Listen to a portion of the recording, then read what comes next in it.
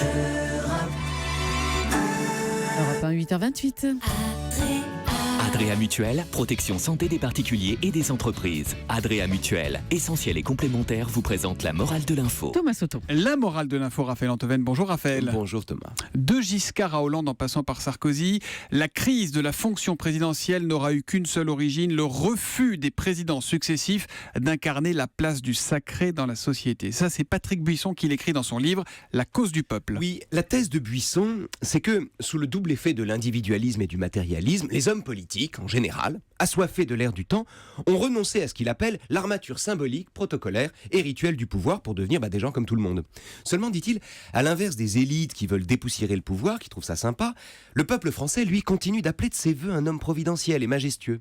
En somme, le pays réel, le peuple, serait plus sage que le pays légal. Des gouvernants qui, voulant plaire au pays réel, fait exactement le contraire de ce qu'il en attend.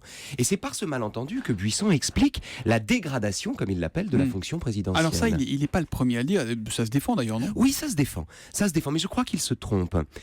Aveuglé par la haine qu'il porte à Nicolas Sarkozy, dont il fait évidemment le symbole et le symptôme de cette grande involution démocratique, Patrick Buisson fait aux présidents eux-mêmes le procès d'être les artisans de leur propre décadence. Très simplement, de Giscard qui joue de l'accordéon en pullover, à François Hollande en scooter qui rend visite à sa maîtresse, en passant par les Ray-Ban de Sarkozy, comme il dit, et l'exposition de sa vie privée, les présidents ont, aux yeux de Buisson, délibérément déserté leurs fonctions pour s'engluer dans la matière.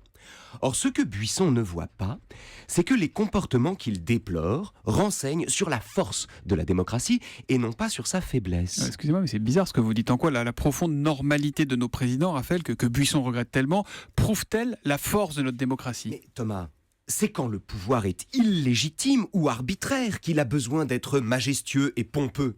Un roi de droit divin n'est qu'un roi par hasard qui maquille ce hasard en commandement de Dieu. Un dictateur a pour seul pouvoir celui qu'il reçoit d'un peuple qui, au lieu de subir sa tyrannie, pourrait aisément le renverser. Les pouvoirs absolus sont des pouvoirs chétifs. Les rois sont des pitres. Les dictateurs sont des gringalets. Si vous leur enlevez leurs attributs spectaculaires, leur couronne, leur sceptre ou leur balai, vous les privez de tout. En revanche, en démocratie, c'est-à-dire là où les gouvernants sont élus, et même dans une vieille monarchie comme la nôtre, il est parfaitement inutile d'avoir la gueule de l'emploi pour exercer le pouvoir. Quand tout le monde vote, c'est monsieur tout le monde qui est élu. Quand chacun participe, on élit tout un chacun. En passant la démocratie au filtre de l'image, l'époque impose aux candidats qu'ils ressemblent à leurs électeurs et se dépouillent de l'apparat. Bref, il est absolument normal qu'on ait ce qu'on appelle un président normal. Et la morale de l'info ? La morale de l'info, c'est que les signes extérieurs du pouvoir sont des marques de faiblesse. Oui, il en reste quelques-uns en France quand même, les palais de la République. Oui, c'est pas ce qu'on fait de mieux. Non, c'est pas ce qu'on fait de mieux. Ouais, il va nous refaire les palais de la République. Maintenant, Raphaël Antoven, qu'on retrouve demain à 8h25 sur Europe 1. À demain, Raphaël. À demain, les amis.